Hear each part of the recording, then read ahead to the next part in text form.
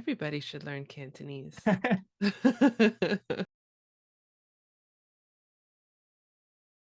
But I haven't really got a chance to dig in to Cantonese, and I would love to know so much about it. Oh, sure. Tell us about how the language is constructed. How are we forming sentences? Is it gendered? Is it tonal? Or tell us any other features of the language that stand out to you or that you find interesting. I've been teaching Cantonese for a while now, and then it's through that process that I gradually discovered more about my own language because Mm. you don't learn about your language, especially the structure, most of the time. We are a tonal language. I think our number of tones is on the bigger side. We have, I insist we have six. Some people say nine, but they are misinformed. Um, so we do have quite a few of them. What else? It's not gendered. Actually, it's funny because we grew up in a pretty non-gendered linguistic environment, right? Mhm. It's just one was just neutral gender for everything, and then as we get into contact with the English world, we hear about this so-called pronoun mess, and then we're like, what is the point? It's just people.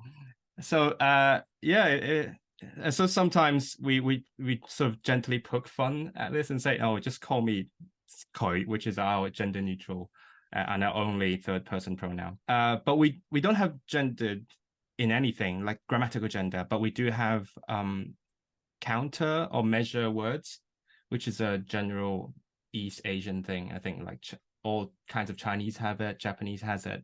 Mhm. So sometimes I imagine that as sort of like grammatical gender, but on steroids.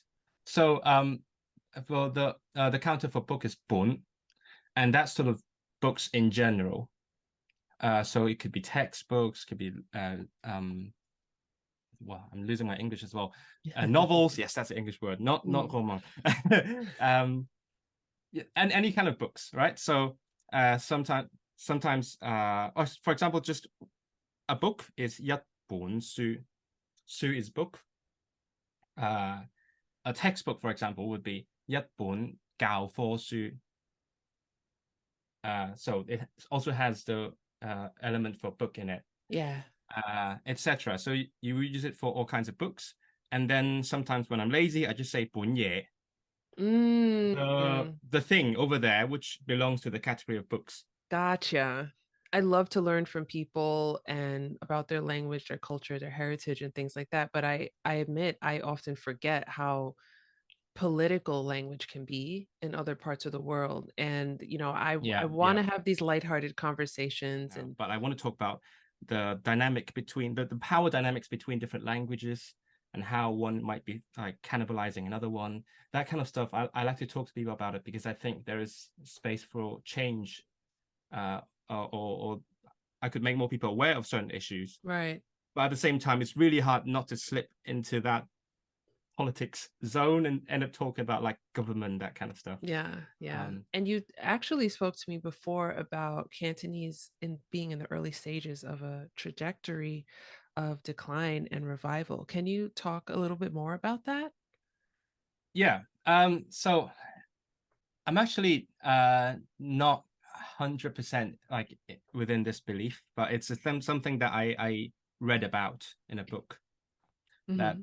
compared different languages in various stages of oppression. And then strangely, he included Cantonese. I was like, why? It Mm, turns out he's trying to make a point that there is a certain trajectory that all oppressed languages go through.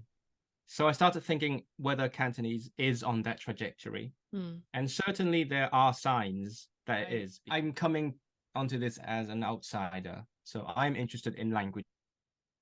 I'm interested in the culture surrounding those languages. Hmm. I assume like you are. So all I can do is I learn the language and then talk to people about it. So make people Right. aware. Hmm. But at the end of the day, it comes down to what the native people do with it. Well, something that's been, I guess, a success story, as far as revitalization or, bringing awareness to it would be Welsh, right? Hmm. Like, Um, from what I understand about Welsh is that, um, it is a minoritized, or it has been a minoritized language, and now there's more eyes on it. There's more visibility and more usage. There's definitely, at least I've noticed, more people learning the Welsh language. Has that been your especially over experience? COVID. Yeah. I heard. I think Duolingo said the Welsh course was the fastest growing one during COVID. Lots of people started Wow. doing it. Yes, Welsh. As a language learning hobbyist, I often have a stupid reason to start learning a language. And in the case of Welsh, that is because I was moving to Manchester, and then which is around 2 hours from North Wales, which Yeah. has a relatively high proportion of people who speak Welsh. So Hmm. like, yeah, why not? Did you know Welsh has been used in lots of like fantasy games? No, but I believe As it. a yeah, yeah. So this is side story. So Tolkien based one of his Elvish languages on Welsh, right? Because he Hmm. loved it. Yeah. But nowadays, when people make new fantasy games, they literally just put Welsh in there and then call it like the like I don't know the old tongue or whatever. So just so I have a theory, Okay. just literally just formed in my head. So Welsh has a lot of the sounds, Hmm. and English still has them, but Old English has more. I think Icelandic has lots of the sounds. So it's sort of in the DNA of the language, Hmm. and so that's why when you hear lots of the sounds, you associate it with an older kind of Germanic language. Hmm. That's my theory for now. And Welsh is a much more, in a sense, much more European language than English is. Like with the grammar, it's a bit like French. So Mm. so Hmm. I knew what I was doing. So I started watching TV and listening to podcasts, sort of just like what I usually do. And more recently, this is like new news for now. I started doing a course, and the thing about learning Welsh is that because it is there is an incentive for the government to promote it. They have like lots of different plans to encourage the use of Welsh and learning of it.